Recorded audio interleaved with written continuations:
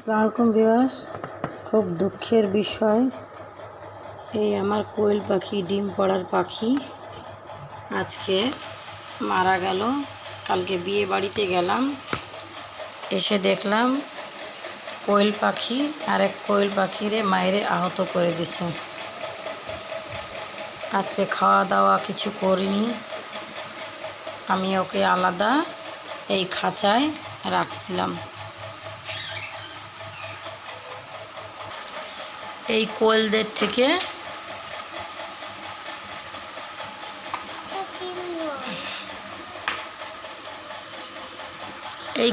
থেকে এদের থেকে আমি আলাদা ওকে রেখে দিছি কালকে। আজকে সারাদিন খাওয়া দাওয়া করিনি, আর এই চুন চুন পায়খানা করছে। এই খাবারগুলো এরকমই রাখা রয়েছে, একটু খাইনি। তা আমি কিছুক্ষণ সময় বাইরে গেলাম খাবার টাবার দিয়ে, এখন এসে দেখলাম যে পাখিটা কেমন করতেছে। তা আমি করে এরকম লিকুইড করে খাওয়ানোর চেষ্টা করছি, এমনভাবে ঠোকরাঠুকরি করছে, গলা ফুটো করে দিছে, মাথার তো খুলি দেখা যাচ্ছে। তা আমি হলুদ চুন লাগাই দিলাম যে ব্যথা করতেছে। আসলে বিষয় হলো কি, এই কাজটা আমাকে কালকেই করা উচিত ছিল। তা আমি অবহেলা করেছি, কালকে ভাবলাম ঠিক হয়ে যাবে। এখন এই পেস্ট বানায় এর মাথায় লাগাই দিলাম। তা দেখি নিঃশ্বাস নিতে পারতেছে না, আস্তে আস্তে সে আমাদের মাঝে আর থাকলো না, ছেড়ে চলে গেল। খুবই কষ্টের কথা। আমরা তো অসুস্থ বা পাখিদের খাই না, বরঞ্চ সে এমনি কষ্ট, তার এমনি কষ্ট আছে, তাকে অনেকে জবা করে খায় না, কিন্তু আমার মন মানে না। এর আগেও আমার 25টা হাঁস মুরগি, একটা মুরগির জন্য ভুলের কারণে সব কটা মারা গেল।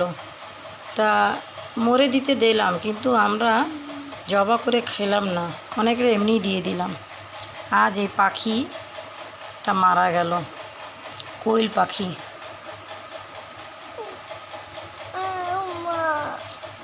তা আমি এই একটা পাখির জন্য আমার ওরকম ডিমের দরকার নেই, এদেরও আমি কালকে জবা করে দেব, জবা করে বাচ্চাদের খাওয়াই দিব। এরকম ডিমের দরকার নেই যে নির্মমভাবে এরকম ঠোকরাঠুকরি করে। মাথা তো পশম দূরের কথা, আপনার গিলু দেখা যাচ্ছিল, এমন ঠোকরাঠুকরি করছে, মানে এমন ফুটো করছে যে আপনার কি বলবো, ভাষা পাচ্ছি না।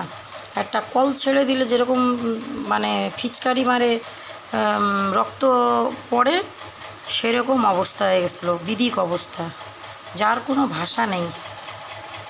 আজ আমাদের মাঝে থেকে একটা পাখি চলে গেল, মরে গেল। সে যে কত কষ্টে ছিল সে এবং তার আল্লাহ মাবুদ জানে। আমার ছোট মেয়ে এর অবস্থা দেখে কান্নাকাটি করছে। এই আমার মেয়ে, তার মন অনেক খারাপ হয়ে গেছে,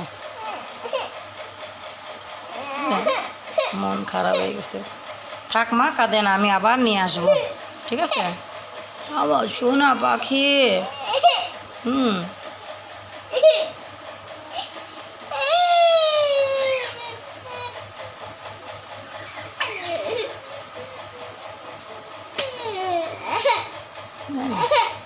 বাঁচানোর চেষ্টা অনেক করেছি যে বেঁচে যাবে, আমার হাতেই মারা গেল।